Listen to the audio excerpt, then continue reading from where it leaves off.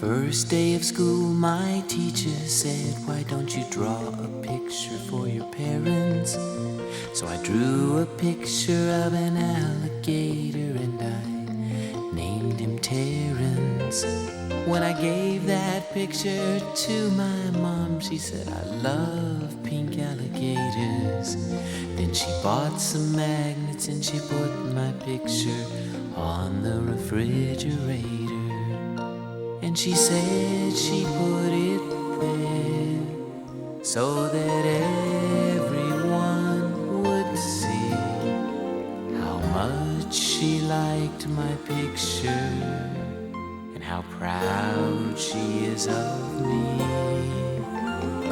Now when the teacher asks me why a drawing takes so long, I said, 'cause it's a refrigerator picture for my mom. Refrigerator picture for my mom.